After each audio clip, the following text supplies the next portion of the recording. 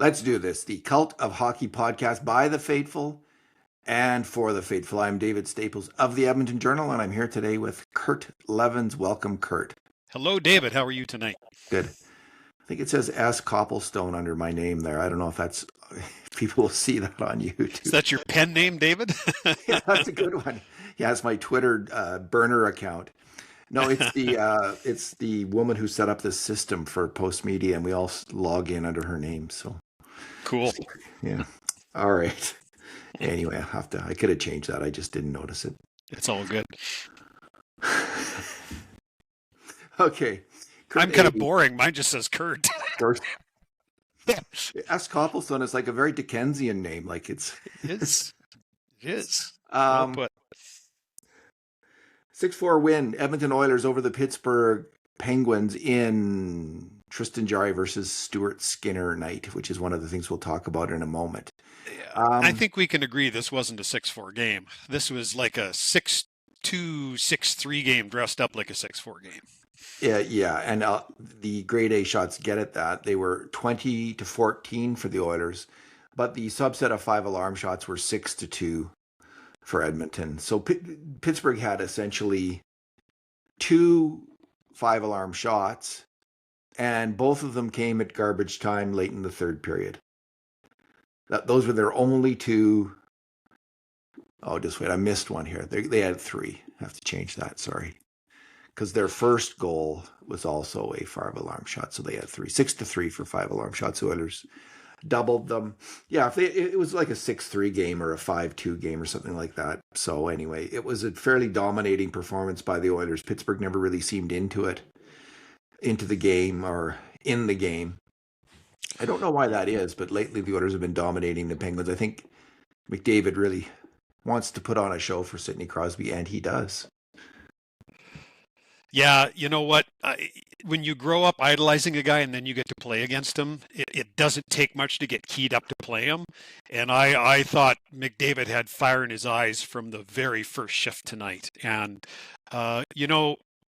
setting aside the fact that I really respect Sidney Crosby and always will, otherwise, those Pittsburgh Penguins are a old, slow team. They looked not very good tonight, Kurt? Wow. No, their defense was just porous. Yeah, they looked like a much worse. They looked like the Oilers on a really bad night this year. Yeah, if Kyle Dubas is really the genius everybody says he is, he should rip this team down now because it's past its prime. You know what? The prices are as high now as they're going to be. So I don't know if you can do that. Like, depends on ownership. Does ownership agree? That kind of stuff. And I know the Crosby thing's complicated because it's does he want to retire as a Penguin? Who would blame him if he wants to? But everybody else, man, hang out the for sale sign. This turkey's done. It really is. It really is. It really is. Who knows what they'll do? Yeah. Yeah, like they got some players they can trade, like Brian Rust, and they can get some return, right? They should do it while they can before these guys retire. No one there that could help the Oilers much because they're all too costly, I think. We already got the guy who could help us. We'll talk about that later. Yes, we did. Let me just see the Pittsburgh Penguins roster here. Yeah, Rust is their third leading scorer. 28 points in 30 games. He's 33. Man, he'd be a great guy for some team to pick up at the deadline. I don't know. I think he makes $5 or $6 million. So there's not a lot of other really. I mean, there's obviously Crosby himself. There's Malkin himself, who's 39 now. There's Erik Karlsson, who's 35 and still has offense. Can't defend. If you need someone to run a power play, though, like if you need to score more, he might be the guy. Anthony Mantha looked okay tonight. Yeah, he did. He was one of their better players for most of the season, I understand. I haven't watched the Penguins a lot. But 22 points in 32 games. All right. 2 good things, 2 bad things, and 2 numbers, Kurt. What is your good thing? My good thing is Mr. 1000, Leon Draisaitl. As much as his buddies tried to get the puck to them the previous game in Montreal, they shouldn't have bothered. It was inevitable that this guy was going to get point number 1,000. In fact, he went to 1,000, 1,001, 1,002, and 1,003. He ended the night tied for third in NHL scoring. 4 assists on the night, including the big one. You can watch the equipment manager putting the tape around the puck, and I enjoyed the interview with Gene Principe in the first intermission. Yeah. Leon is famously a tad grumpy, and that's just who he is. But boy, I just thought his response to the first question was a really great blend of gratefulness and humility. Most great players have those traits, and to see him just spread the credit around to everybody but himself was pretty cool. There were lots of good things the Oilers tonight on a night when Connor McDavid was just out of this world good. But I give Leon the edge because of the big 1,000 mark that he hit. But on any other night with Connor McDavid not on the ice, Leon Draisaitl's the first star of this hockey game. 4 assists. Yeah, I actually gave him a 9 and Connor an 8 because I thought bonus point, full bonus grade for the 1,000th NHL point. Yep. And you're right, that was a very sweet interview with Gene Principe. Yeah, it was. I thought it was emotional and choked up about it. It's a big moment, right? Like that's cool to see. These are humans too, right? Yeah. And just him expressing a bit of doubt, like, there was moments where he didn't think he'd get there. He always seemed so confident. So, well, he asked him, what did you think after your first NHL point? And his response, and I'm paraphrasing, was, "Well, I didn't score. I think I'd score 999 more." It was a really good, quick response. He's got German humor, right? It's dark, but it's there. So it's a good night for a guy who's is going to go into the Hall of Fame someday, David. And it's the fact that he's still just 30 years old is and locked up for practically the rest of his career is good for Oilers fans. McDavid and Draisaitl are now Hall of Fame locks. Yeah. The only question is, will anyone else on this team make it? And that has to do with whether they win a Stanley Cup or 2 or not. Yep, so that's, there's still a chance that some of the other players will be in that conversation. And I'm thinking of Hyman and Nugent Hopkins. They both have an outside shot. If they are key players in a big Stanley Cup win, that might give them the boost that they will need. So I'll throw one more name at you, and a lot of people will guffaw at this. But Evan Bouchard's a young guy who's putting up a lot of points. If he keeps playing with this core and keeps scoring at the rate he's scoring, you don't have to be Rod Langway to get into the Hockey Hall of Fame as a defenseman. Rod Langway. He comes up a lot on this podcast, doesn't he? Yeah, we're all bitter that he won the Norris Trophy and not Paul Coffey. All these years later. Yeah, you're right about Bouchard. It just slipped my mind briefly. He is such a fantastic attacker, and he's been a killer player in the playoffs. He's already got that reputation. So has Hyman. Yeah. Nuge had a really good playoff last year. So those are the 3 guys that would have the best chance. So we'll see what happens. Fingers crossed. My good thing is Connor McDavid, who just was Connor McDavid this game. And as we talk now, Seattle and Colorado are playing. But the guy who just a few weeks ago, some writers were saying is past his peak and isn't and other people have been saying not having a good year. Well, as of right now, he's got 56 points and he leads the league in scoring.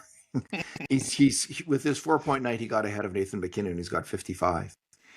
So, not bad for a guy who people are kind of down on recently. He's had a rough start defensively, I'll say.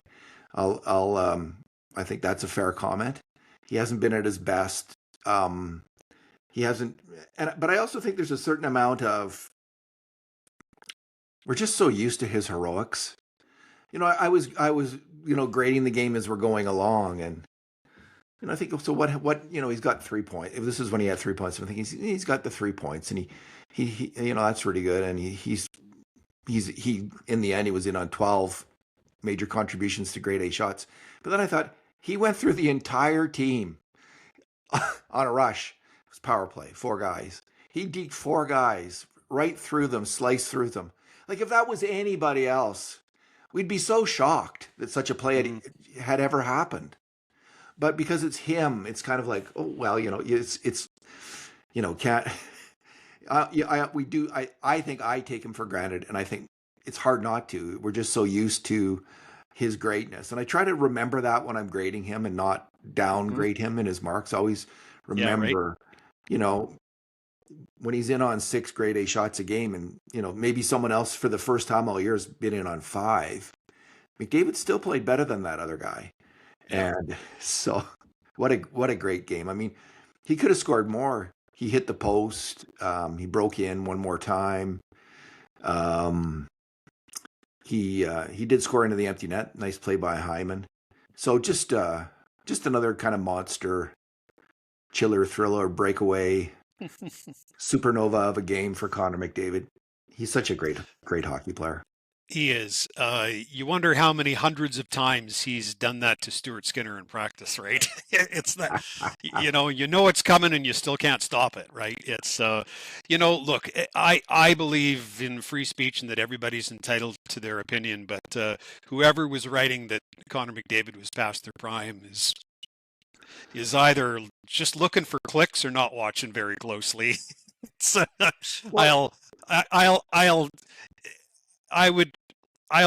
believe that he's over the hill when I see it. It's a provocative comment, and it got me thinking about, so you can, there's peak a player's peak seasons, and then there's kind of near peak. But I was trying to think of players. It's hard to think of players like him in hockey. Bobby Orr is the closest, but Bobby Orr's career was ended by injury. Like you can't compare the two. And there's other players who are, let's say, McDavid light, Mike Modano and Sergei Fedorov. But I was thinking of some other sports, actually, who had players who are, I was trying to think, is it a fair comment to say that he's past his peak? Maybe he's just near peak as opposed to at his peak. And I was thinking of 3 players came to mind in modern sports.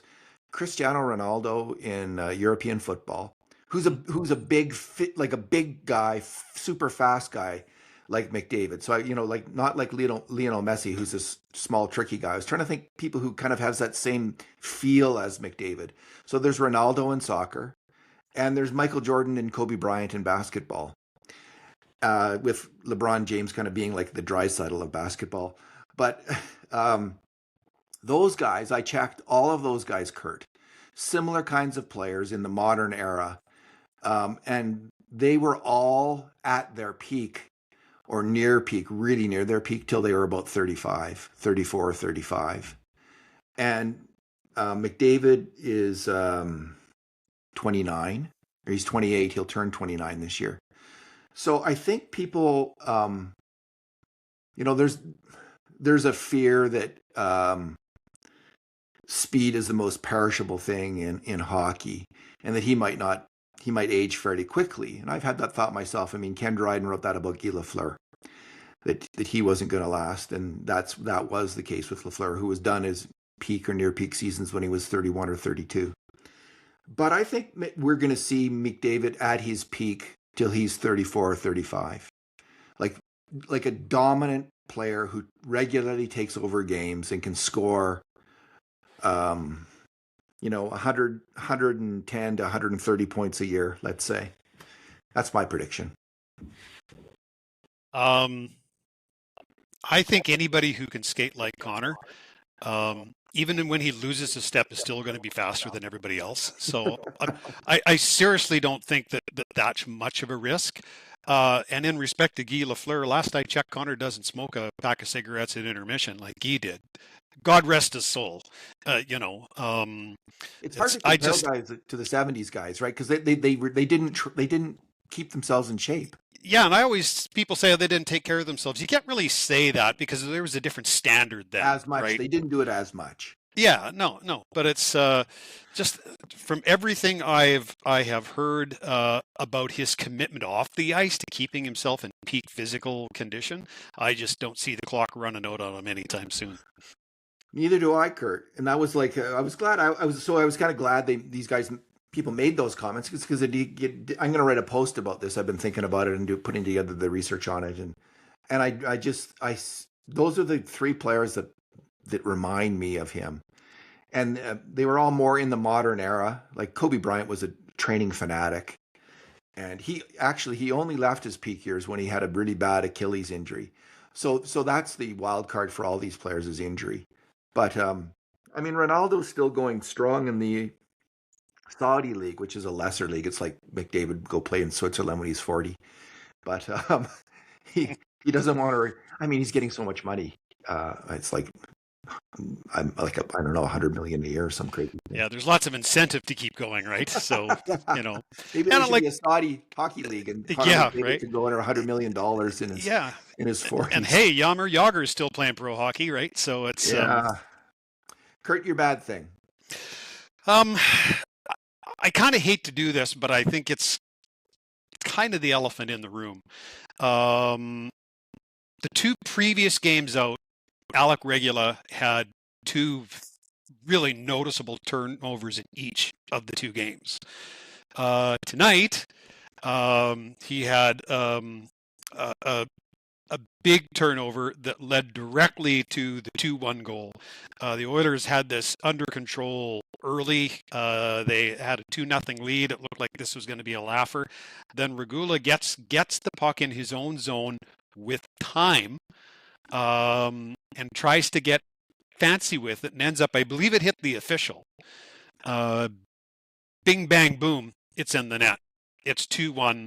The building, which was dead, suddenly has life. The Penguins, which looked like they would sooner not be there, all of a sudden their ears perked up. So the problem keeps going, and you may go, well, it was a bit of an unfortunate play, a bit of bad luck. Well, okay, well then explain the 6-4 goal to me, where Regula just can't handle his man, never does get a hold on him, can't knock his man off, can't off his check, can't knock the puck away, can't stop the pass. NHL defensemen don't allow that goal.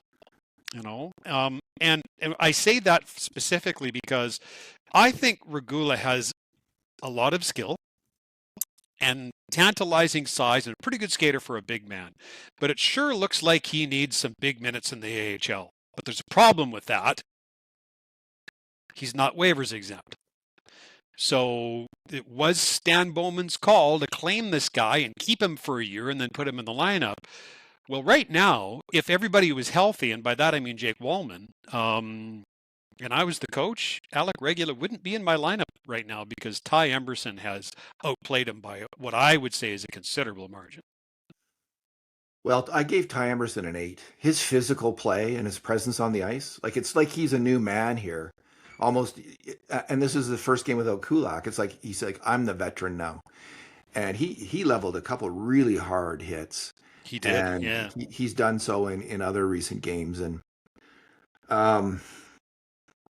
there's been times though with Emberson in this season and last season when he went into iffy spells, right, where we're thinking, is he the guy who's going to be on the bubble or moved out, or like does he really belong on the NHL? So I think this is a normal thing for a young defenseman, Kurt, and I agree with you completely. It was really bad luck to hit the ref, but it was a bit of a risky play to try to loft the pass to breaking players. My point precisely. This is his game, to be a puck mover who makes good passes. And that was bad luck, but nonetheless, he couldn't shut it down after that, and he didn't look good on the 6-4 goal in garbage time. So, and there was some other mistakes too, although he did make one hell of a pass to Matt Savoy. Yeah, which I'll get to in a moment. He has skill, right? He's got tools. I just think this is all growing pains, Kurt. It's normal, and they shouldn't.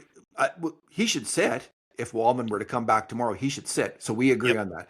But to Yep. me, this is growing pains. I think he's an NHL D man, and I think it wouldn't even hurt him to sit. Like it would be a good thing, actually. Maybe they'll play Stillman. He's still up there, Riley Stillman, who's He he's is, an yes. give Riley Stillman a game. And Look, I don't disagree with your assessment, Dave, but here's the problem. He's not waivers exempt. And you say you can sit him, but the problem is right now what he needs is reps. Keep in mind, this guy missed an entire year of hockey. sure, An entire year of development for a young defenseman isn't a small thing. And now here he is. And I just think it's a tough situation. I agree with you. I think he's an NHL defender too. But how do you get him over this hump without him, throwing up pizzas twice a night? have him, yeah, sit him a game. Play Stillman, right? Like do that for a couple. He needs his reps, but he also needs to reset. Yeah. And that this would be that. And I think that would be fine. You don't want to get. The way he's getting turnstiled on those breaks down the wing, and it's happened a few times. I remember this is going way back, the 1980-81 Oilers. They had a tall, rangy defenseman with a big shot from Cold Lake, Alberta, Doug Hicks. And in the playoffs that year, can't remember. I think this is the year they beat Montreal and lost to the Islanders in 81. And he got turnstiled regularly down the wing. And I was thinking, man, you can't have that. Like if the Oilers are going to advance in the playoffs, that play can't happen. And Doug Hicks was gone halfway through the next season. They traded him to the Washington Capitals. So Regula, I always call him Regula. I always say Tomasek and Regula. Tomasek and Regula. Regula he's got to get his feet moving and take those guys into the boards. He's got to figure that out a little bit better. And that's the main issue. There will be turnovers now and then, but I don't think that's the issue. I think it's that one play down the boards is starting to get him. And if he doesn't stop it, that's trouble for him. It is. I'll say this about your suggestion. I agree that there's nothing wrong with watching a game or two from the press box because it can really remind you just how much time and space you have when it's sometimes hard to see it when you're down on the ice. The problem is if he sits more than that, then I think that's a problem for his development. So I guess we'll see where this goes. Yeah, I don't know how long Wallman's out. With the Oilers, it could be sometime in March. Seriously. Well, here's what I believe is the case. He got hit with the puck on a part of his leg where there was not much or very little padding. And they initially thought that it was a deep bone bruise. But here's what I know about bone bruises is sometimes after the swelling goes down, you can discover that there is a hairline fracture. Yeah. They haven't come out and say that, nor will they. But I know that about bone bruises, and given that his progress seems to be getting pushed back and back and back, it does make you wonder. Yeah. Okay. In which case, take your time. Let him get better. Wallman's already got a bit of a thing for being injured, so let's let him get healthy.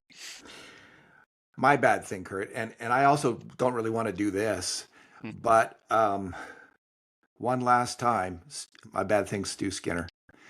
And this game was in a lot of ways a typical Skinner game. He made some good saves, but when they really needed a save, yeah, he let in a pretty iffy goal. It was technically a grade A shot because it was from inside home plate area. But Matt Savoy takes a pass from Regula and moves in down the left side of the ice. He's just below the dot, and he's kind of facing away from Skinner, and he sweeps the puck suddenly at net.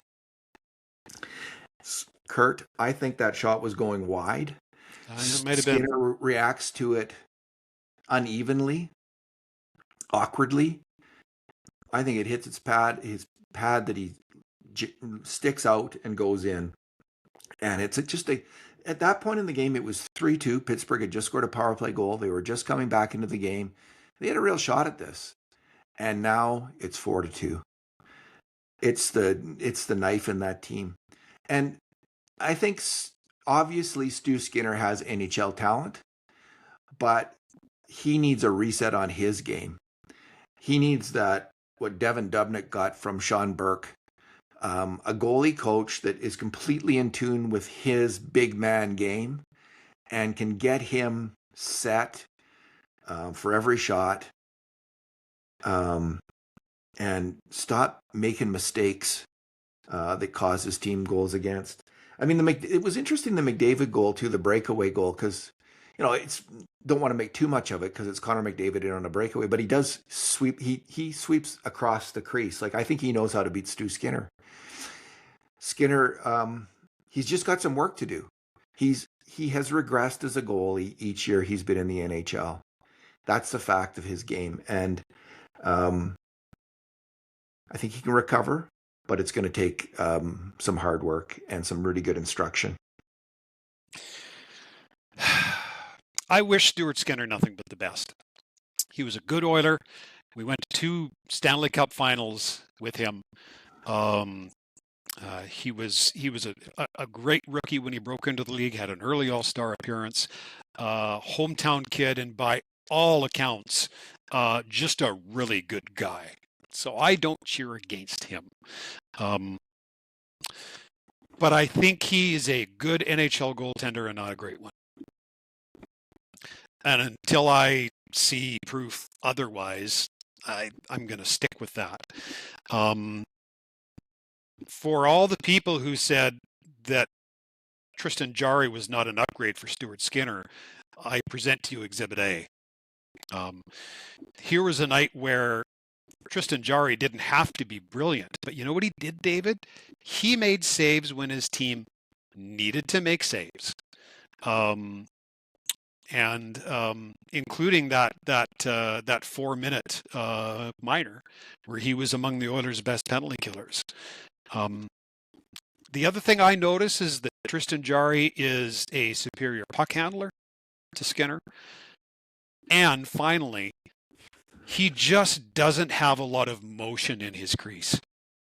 He doesn't move around much unnecessarily. And everything I've learned about goaltenders, which is that much, is if you are calm and focused in your net, you'll stop more pucks.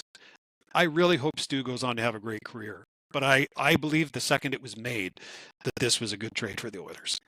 The other play that Skinner made that got me thinking about this was that clearance of the puck behind the net, or to McDavid, right onto McDavid's stick, where McDavid almost scored off Skinner. And then Hyman almost jammed in the rebound. Skinner had trouble handling the puck. Jarry doesn't. Jarry's just made a good first impression. He kind of reminds me of let's say a bigger, better version of Calvin Pickard. He's more agile in the net. He seals the bottom of the ice better than Skinner does. He moves the puck better than Skinner does. Skinner's bigger. He's more of a shot blocker than either of those two guys. But Jarry, we'll see how it pans out. But his first impression is he's just got a number of areas where Stu Skinner was pretty weak. He's pretty strong. And that style of play, like based on, I don't know what the Oilers' overall record is with Pickard as compared to Skinner and net. I haven't seen that, if it's much better or much different. But there's certainly been times when we've had the feeling, at least, that the team's played better in front of Pickard. And it might be that this style of goalie is what suits this team. Slightly more athletic goalie who moves the puck, has better game management with the puck than Stu Skinner had. Well, Mike Smith was always an adventure, but I always felt his puck moving skills, while they occasionally ended up in his own net, were generally a plus for his defensemen. I thought in terms of retrievals, I think it's potentially a real difference maker. And there were a couple, I'll say, subtle examples tonight that I saw out of Jarry that goes, I like that. The one not so subtle one was on the penalty kill when he retrieved the puck behind his own net and iced it. Thank you, Mr. Penalty Killing Goalie. That's to me, that's the play that stood out to me tonight. Is okay, you can do that. Kurt, what is your number? My number is 5 for 5. As you know, the first goal of the game tonight wasn't scored by the Oilers. It was initially scored by the Pittsburgh Penguins, but then coaches review as the replay showed, clearly offside, and the call was quite correctly called back. But this is the 5th time this season that the Edmonton Oilers have challenged a goal against, and it's the 5th time that they have been correct. Good work. Good work. Yeah, they seem to have some people who know what they're doing. My number, just want to make sure that it is the correct number here. I have to move this over because, 6:59. That was Quinn Hudson's ice time for the Oilers, 6:59. And he's the hottest rookie in the AHL, 20-year-old rookie. He's just been ripping it up. And they call him up and they put him on the 4th line. This is a team that is getting caved in on their 3rd and 4th lines. Now that the goalie thing is solved, as it's probably going to be solved unless they claim another goalie, a backup goalie on waivers. This is the issue for the Oilers now, is 3rd and 4th line performance. They are getting crushed, their 3rd and 4th lines. It's not close to good enough. It's abysmal. And so they call up Quinn Hudson, who's killing it, and they give him 6:59 minutes of ice time and put him on the 4th line. Okay, what is the plan? What's the plan with this player? I know that Knobloch, there's the old argument, well, you got to earn your time. You got to make plays. And he made one nice pass to McDavid, who shot it off the post there. But playing with Curtis Lazar and Trent Frederick, who are 2 of the lowest scoring players in the NHL this year, no, you need an energy line. I accept that the 4th line might always be, and probably should be a low paid energy line. But maybe, if Frederick gets going, we'll probably include him. They need a 3rd line that can score, and Henrique isn't scoring. Janmark is actually putting up a decent number of points so far, and he's having a bit of a renaissance season. But Mangiapane's not putting up points. They need to boost that line. They need to find players who can put the puck in the net and get them on that line. I think that in the future that line will have Ryan Nuge. In the playoffs, I won't be surprised if it's Nuge centering that line, and if it's Quinn Hudson on the wing. They need to figure out what is the plan to get that 3rd line going. Who are the players? How are we going to do this? Because I don't think they have a plan. Like, this didn't strike me as plan-like. No, I could be wrong. Maybe it's like get his feet wet in the NHL, put him on the 4th line a few games, see how he does, then move him up. But Kurt, it's too reminiscent. We've watched this movie before repeatedly with other Oilers coaches overplaying McDavid Draisaitl lines, really cutting back on ice time for the lower down guys, and not develop a solid 3rd line. They can't win in the playoffs if they don't. This is job one for Knobloch right now to figure this out. A few things. One, I think we should have seen this coming, because he basically did the same thing with Matt Savoy and Ike Howard early on in the season. It's his way, apparently, right? It's just the way he sees it. And look, if you go back in the deep dark annals of Oilers history and the decade of darkness, there was all kinds of examples of where we rush kids in the NHL and rush them onto the 1st line. So maybe we should be glad that he's taking his time with these guys. I'll agree with you that there doesn't appear to be a plan, because if there was a plan, they would have brought him up and played against his brother in Montreal instead of, running a career AHL guy out there. No disrespect to the guy who played, but really, if you were going to call this kid up, put him in a special place, in a special night, in a special situation.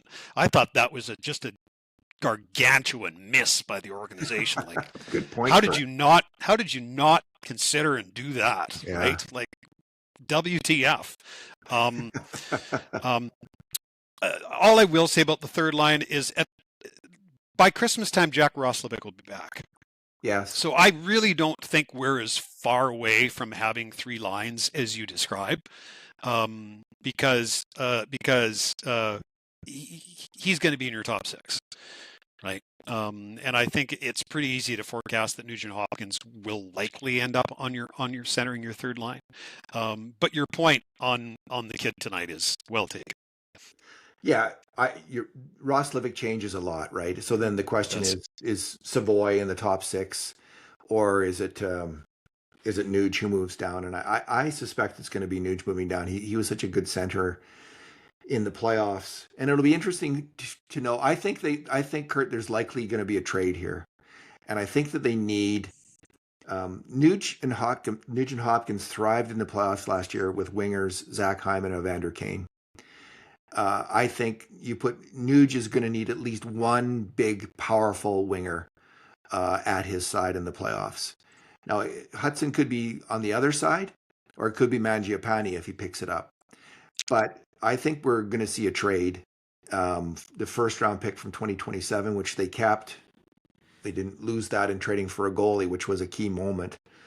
They're going to use that to pick up a big winger, big third line winger. I don't know who that'll be, but that's how I project things right now. Now, granted, that's if everyone stays healthy on defense, because if there's an injury to one of the top four on defense, they might have to trade for a defenseman. Yep. As it stands right now, this isn't a Stanley Cup winning defense, but a healthy and productive Jake Wallman can change all that pretty quickly. So I tend to agree with that. If they're going to bring I'll describe him as a middle six winger in. Yeah. Probably the one thing they're still a little shy of is a power forward like guy. And I'm going to say his name, but I don't mean specifically him, but an Evander Kane sort of guy, a guy who can get out there and who can bump and grind, but has hands and can put the puck in the net. I think that's probably the player type you're looking for. It'll be interesting because with the new playoff rules, right? Having Evander Kane on the team, he still earns $5.1 million a year. Even if they retain to have him come over for the end of the year, yep. It's everybody's full salary cap, whatever it is. There's no retention in the playoffs on contracts. So they would have to find a $5.1 million hole to slot in a player like Evander Kane. And now maybe that means sitting Frederick, who's $3.85 million, and then you go a long way towards being able to play Evander Kane. So it's a possibility, but I don't think they're really in the Kiefer Sherwood sweepstakes. It's not the kind of, and he's kind of cooled off anyway. I don't know if he's worth a first, but and the reason I say he hits like crazy, and he was putting up some points.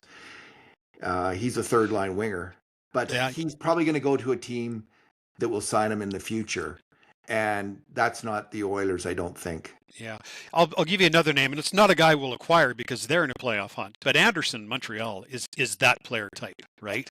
Yeah, he's rough and tumble. He'll drop his mittens if he needs to. He can put a puck in the net. He's pretty good defensively. Again, I'm saying two names. I'm not saying go get that guy. It's that player type that I need, and maybe he's a $5 million player. Maybe he's a $3 million player. Yeah, depends who.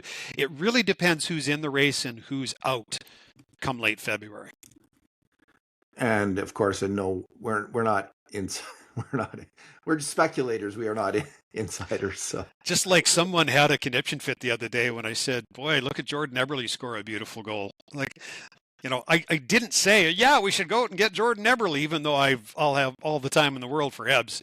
I just commented on a nice goal. Like, easy. I think Mason Marchment's name's also been mentioned a few times as a possibility. So that it feels like the Oilers tried one of those trades before and it backfired. I'm not sure I'd do that again. What do you mean, like bringing in Brandon Manning? Yeah, exactly. Exactly. Yeah. Okay. That was brilliant and worked out well, didn't it? Indeed. God, what a some of those trades in the late Chiarelli era, wasn't it? Yes, it was. Some of those trades were he really lost the plot. I mean, Pete hasn't been a GM in the league since. No. What a shocker. He's been secretly orchestrating a chance to offer sheet the Oilers, and he got his wish in St. Louis. All right, Kurt. Final thoughts? Anything else? Um, this sounds like a shot at Stuart Skinner, and it's not. But it came to the point where I would kind of hold my breath when the puck was in our own end. I'm just being honest, right? I feel relief. And Kurt, I feel the same relief. yeah, I just couldn't. It was too much. I don't think this guy's the second goals. coming of Tony Esposito or Ken Dryden, but I think he's an above average NHL starter who will stop most of the pucks that he's supposed to stop. And that's probably what a team like this needs. Maybe he's their Mike Vernon. Vernie. I think he's a little cooler of head than Vernie was. Good goaltender. I think Mike Vernon's in the Hall of Fame, though, if I'm not mistaken. Oh yeah. No. Look, he was a Calgary Flame when I covered the Flames in Calgary. Good guy. Right? Yeah, good guy. Yeah, good guy. Good goaltender. Had a temper like you wouldn't believe. Man, he played a lot of games over the years. He was regularly playing 54 games, 63 games, 64 games. Wow. Him and Fuhrer, hey, when you look at the games in the season they play, like Fuhrer played over 70 that one year. It was just nuts. It was St. Louis, I believe. Yeah. Alrighty, Kurt. I think we got her covered. I think we do. Thanks for talking tonight. It's a pleasure. And thanks again to the wisest, sharpest, sanest hockey fans in the world, the listeners of the Cult of Hockey and Oiler fans in general. And in the meantime, and in between time, this has been another edition of the Cult of Hockey podcast. S. Copplestone out.